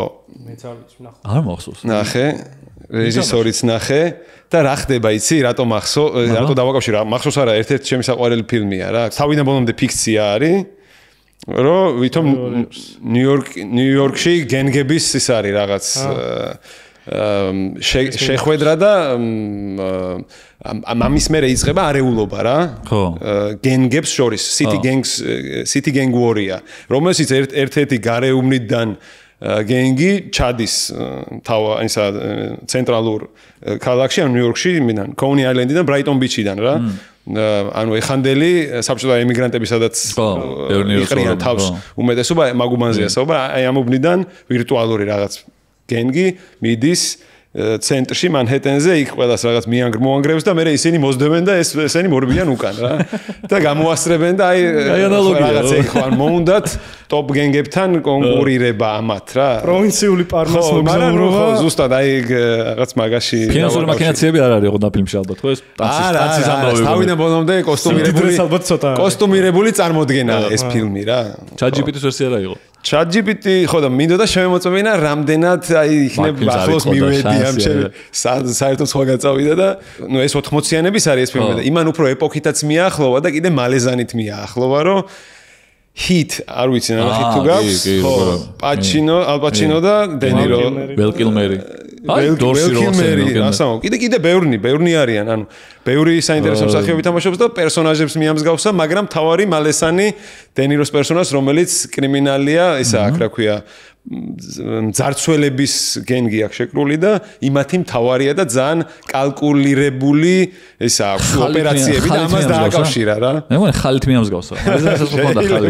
მაყურებელს ვეტყვი ეგეთ რამეს რომ ეხლა რო აქ ჩემ უკან სადღაც არ კიდია მაგ ფილმის პოსტერი არის უბრალოდ იმის ბრალი რომ ვერ მოესწროვა ამის დაბეჭდა ამისთვის რომ ვაპირებდით რომ უბრალოდ ჩვენ პროდიუსერს მოკითხვა. მას უყვარს ძალიან ეს ფილმი და უნდა რომ დაეკიდა. ფილმი ძალიან კაია. შემდეგ გადაცემაში წეს თქვექნება. ჰიტის პოსტერი, ამიტომ კაი დამთხოვაა. ოჩა ChatGPT-ის ნაწილობრივ რაღაცას მომარტყა. მე არ ვიცოდი თურმე მომეწონა მაგის ვერსიას და ვიფიქრე რომ ამასაც ვიტყვი თქო. ეს გუნდი რომელი ბენდია? აი მან მივედი ახლა მე და მაგარი კავშირები დავიჭირე ძალიან. მინი.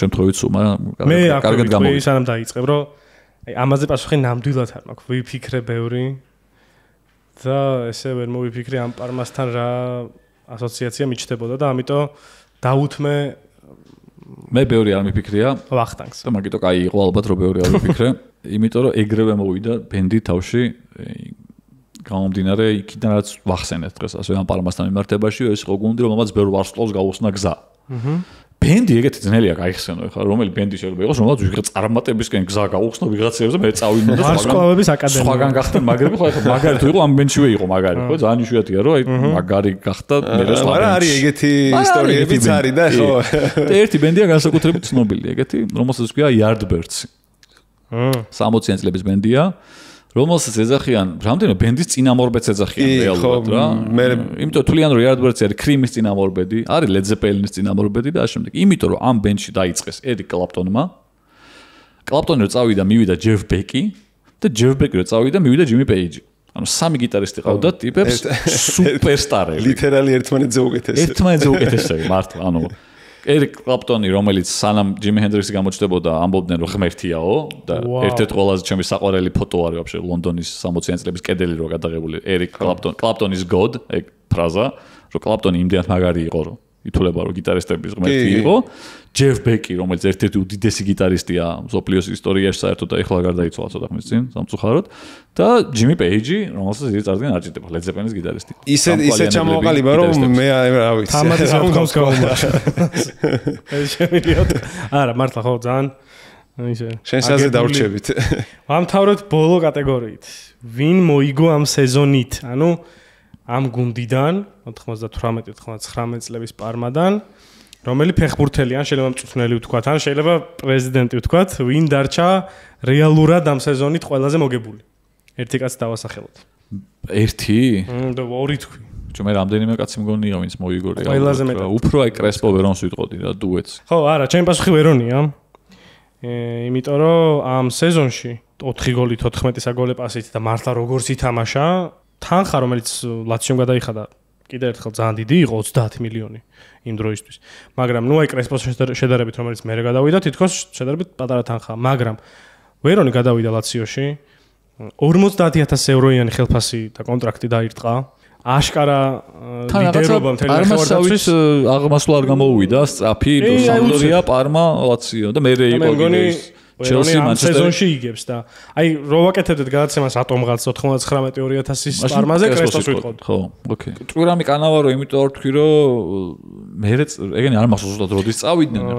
ერთით მერე მგონი კრესპოსთან ერთად წავიდა ტურამი და კანავაროც ესე მახსოვს. მე ვფიქრობ რომ არა ვერონი კარგი ვარიანტია, კიდე შეიძლება რამდენიმე ვარიანტის დასახელება რომ ეს სეზონი ვისთვის გამოდგა კატალიზატორი რომ მე მომდევნო კარიერა აეწყო, მაგრამ მე მაინც ბუფონს ვიტყოდი, რატომ? იმიტომ რომ ხო ახალგაზრდაა ძალიან, მაგრამ უკვე მსოფლიო კლასის არის. და რატო არის იცი რომ მაგ სეზონში იწყებს მე მგონი უკვე ნაკრებში ძირითადში ფეხის მოკიდებას უკვე საბოლოოდ. მგონია რომ აი ამ UEFA-ს თასით ზუსტად საერთაშორისო დონეზე ისეთი ის განაცხადი გააკეთა რომ მაგის მერე წავიდა უკვე ბუფონის კარიერა სულ ზევით უკვე დასტანდარტიზებულად გახდა მსოფლიოს ერთ-ერთი საუკეთესო მეკარე და იმის მერე ტოლდო უნდა ყოფილიყო ყველა ვარიანტი მაგრამ უცებ გამოჩნდა ბუფონი. ხო და არა მაგ ასაკში თან ახლა როგორც გადახედო კანავარო, ტიურამი, სენსინი რო გიდგანან წინ და შენ 20 წლის იმათმაც გაზარდეს. ეხლაც პატარა ასაკია 20 წელი მეკარეშთვის და მაშინ პატარა კი არა ძალიან პატარა ასაკია. ო და მაშინ საერთოდ საგიჟეთი იყო. 20 წლის ასაკში ესეთ დაცვას დაუდგე წინ.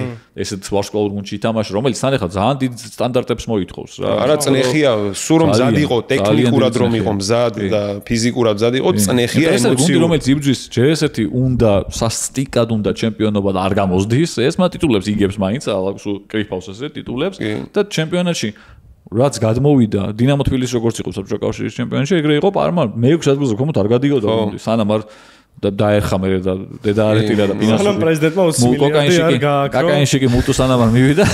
იქამდე კარგად იყო საქმე და მე დაერხათ. მადლობა ორივეს ამ საინტერესო გადაცემისთვის. მადლობა შენც. მადლობა. პოდკასტისთვის თვითონ და მოწვევისთვის კიდე მე ზემოდან. გასწორ რომ მოხვედი, კარგი იყო. მაყურებელს ვთხოვ რომ დაგვიწეროს კომენტარებში აი ამ ჩვენ კატეგორიებზე თავისი აზრები, კიდე ერთხელ ვიტყვი ამას. ძალიან გაინტერესებს რას ფიქრობთ, რაღაცა ახალი იდეები ხო არ გაქვთ, რა შეიძლება ჩავაინტეგრიროთ, ჩავსვათ. რომელი კატეგორია დავამატოთ, რომელი ამოვიღოთ. ხო, ზოგადად თქვენი უკავშირი ძალიან საინტერესოა, რომ ეხლა ვიწყებთ ამ პროექტს და მნიშვნელოვანია თქვენგან ვიცოდეთ რა ვარგა რა შეიძლება შეიცვალოს, რა გაუმჯობეს და შემდეგ ასე შემდეგ. ამიტომ მადლობა, არ დაგავიწყდეთ არხის გამოწერა და შევხვდებით შემდეგ ეპიზოდში გადაცემისა კუჩები არ იწყებ. მადლობა.